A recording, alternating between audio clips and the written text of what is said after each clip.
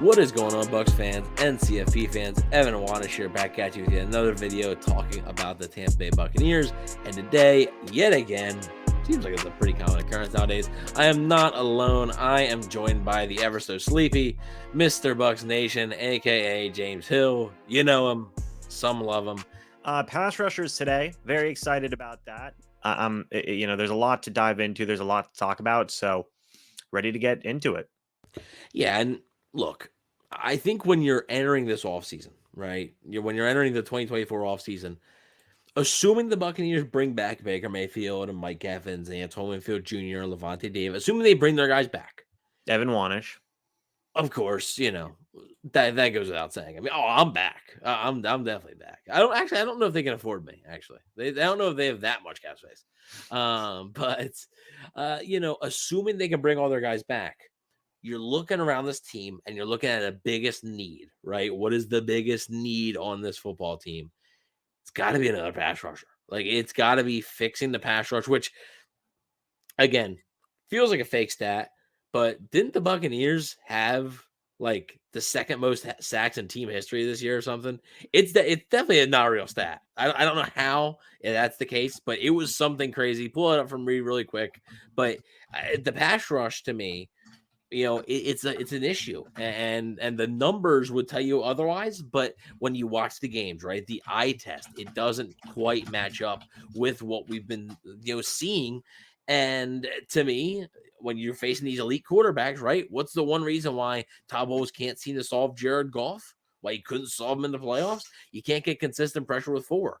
And Todd Bowles has been relying on the blitz. And look, even if the Buccaneers had a great pass rush, Todd Bowles would blitz a little bit less, but he'd still be blitzing. He's a blitz crazy guy. But I mean, the Buccaneers, the sack totals feels fake, but it's very real. So what were your thoughts on the Buccaneers pass rush this season, James? It's not fake news, surprisingly. 48 total sacks on the year, Evan. That is tied for second most in franchise history. How? I don't know. I mean, it is, I guess. I mean, I think it was tied with it was either when they won the Super Bowl.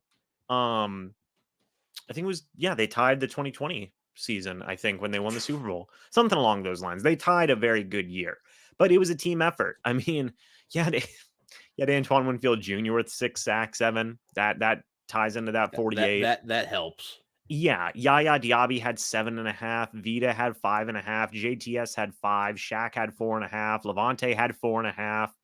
It was just a ton of different guys getting after it. So that's really where it was purely, I would say, purely a team effort, all things considered, by the Bucs in terms of their pass rush this year. And I will say this, don't necessarily know if that is a recipe for success moving forward. No, I agree. And look, like we've honestly seen it. We have seen it. By the way, that is tied with the Buccaneers 2020 season. Yeah, 48 sacks. Kind of crazy. Really. I think number 1 is still 0-2, right? I think let me double check that though. But I do believe that still is the case. But I mean, look, this defensive line, I think you make a good point, right? Where is that a recipe for sustained success? I'm not sure, right? I'm not completely sure. Oh, actually, if it's this one, let's see. Yeah, the 2002 Buccaneers had 43 sacks. How about that? This team had more now. 22 years ago, playing in a completely different NFL, right? Playing nowadays in a much more pass-happy NFL where there is much more opportunities to rush the passer, right? There is many more opportunities to rush the passer than there was 22 years ago. That being said, 5 more sacks. So how about that? Kind of crazy. But look, you mentioned all those guys, right? And it's a lot of guys, right? It's not, one guy had 13 and the other guys were like, it's a bunch of guys with 4, 4.5, 5, 5.5, 6, Yaya Diaby 7.5. But again, we look at it and I don't know. I said the eye test didn't match up. Did the eye test match up to you? I mean, you stream every game. You watch every single game. Did the eye test match up to you with those numbers? No, and I say that to say this. We talked about this in a separate video. The number 1 priority for the Bucs in this offseason should be a number one pass rusher. Yes. We'll dive into each individual here in a moment, but that is something they sorely need. You can't rely on Antoine Winfield Jr. getting six sacks every year. You can't rely on Vita Vea getting 5.5 sacks, or your inside linebackers combining for, let's see, 7 sacks on the year. That's just things that you can't necessarily rely on. I know Todd Bowles is an uber aggressive defensive coordinator and likes to use a lot of different guys, but Todd Bowles, I'm sure, would also benefit from having a number one legit style pass rusher yet again in this defense. The last time he had a guy that was at the top of his game, in the prime of his game as a pass rusher, was when Shaq Barrett had 19.5 sacks. So, I mean, that matters in my opinion. And then even before that, whenever he had JPP was eaten too. So it matters, man. It absolutely matters. So I think that getting a number one pass rusher, maybe a Brian Burns, maybe a Danielle Hunter. If I was the Bucs, I'd probably go all in on those guys. Yeah, I mean, it makes sense. And if they have the money to do it and those guys are hit the open market, it makes sense. The record for the Buccaneers in a single season is in the 2000 season with 55 sacks. So that is the record. So, yeah, I mean, I agree. They need a pass rusher. Look, like whether it's through free agency or the draft, they need a lot of help at pass rush because, quite frankly, a lot of people complain that they couldn't beat the really good teams. The really good teams typically have really good quarterbacks. How do you take really good quarterbacks off their game? You pressure them. And unfortunately, really good quarterbacks, when you pressure them and blitz them, they're going to pick you apart. And you have to be able to send pressure with 4 and get there with 4. And the Buccaneers pass rush just wasn't consistently doing that enough. So with that being said, let's get into the individuals. All right. We're already freaking 7 minutes into this. Haven't even talked about a single individual yet. Let's go to the elephant in the room. The player who I am not expecting to be back in the Buccaneers uniform. The player who, like you mentioned right there, holds the single season sack record for the Buccaneers with 19.5 in 2019. That's Mr. Shaq Barrett. Don't expect Shaq to be back. What say you, James? It's nothing personal, right? I think me and you both agree. Like, we love Shaq Barrett as a human being. It's business, man. This is a business at the end of the day. Yeah, and like this is one of those ones that's not fun, right? Like, this is one of those ones that hurts. But just purely from a business perspective, can you really afford to pay Shaq 18-19 million dollars a year anymore for 4.5 sacks in a year, especially coming off of that Achilles injury at the age of 31? He's now a year older. Like, is it going to get much better? Yeah. It's, those are the questions, the unfortunate questions that you have to ask. And I think the answer is that, yeah, they're likely going to move on. And I think another point is you could take that money and put it towards a guy like a Brian Burns or a Danielle Hunter who don't have an Achilles injury and who have still been producing at the ages of 29, or in the case of Brian Burns, 26, 29 in the case of Danielle Hunter, and he still have a lot left in the tank. Shaq just doesn't come off as a number one anymore, which is, it sucks to say, but it is what it is, man. Yeah. So do not expect Shaq Barrett to be back in a Buccaneers uniform. Now, obviously, Tryon-Shoyinka. Tryon-Shoyinka was a guy who obviously they drafted 32nd overall in 2021. His rookie season, look, he was playing basically second fiddle to Jason Pierre-Paul, right? He wasn't really a starter. They were hoping they let Jason Pierre-Paul walk, right, in 2022, hoping that Tryon-Shoyinka would be able to fill that void. Kind of was a repeat of his rookie season. Was a little bit disappointed, and this was the year where you thought, all right, like maybe he could finally get going here, and it was kind of more of the same. So he's kind of stuck, in this same spot that he has been. I do think he had a career high in sacks this year, but like at the same time, I think it's by like either 1 sack or a half a sack. So it's not like an insane amount of production leap. So Tryon-Shoyinka, another guy who disappointing and just a guy they simply need more from. Like, and Tryon-Shoyinka will be on the roster next year. He's cheap. He is cheap enough depth. They will not be picking up his 5th-year option, though. I'm not breaking any news by saying that. There is no source on that even. That's just common sense. Like, they're just not, going to do that. So, as, Tryon-Shoyinka ends up doing it, I do think that, they will end up looking elsewhere for more pass rush production. I don't think they've completely given up on him. I think they are cautiously optimistic that Joe Tryon-Shoyinka could turn into something eventually, but I think at this point it'd be pretty foolish of the Buccaneers to expect Joe Tryon-Shoyinka to just out of nowhere become this insanely productive player. I agree. You know, he had 5 sacks this year, Evan. Right now for his career, he's played in 51 games, 34 starts, Evan. He has 13 sacks in his career. Yeah. Not great. Not great for a former former First round pick. Yeah. You know, now if JTS was a third round guy or a fourth round guy, you'd think, okay, whatever, he's a rotational guy. But like, nah, man, he's a former first round pick. Like, that matters. And even quarterback hits this year took a big dip. Like, JTS finished 4th on the team in sacks, but he finished, 7th on the team in quarterback hits.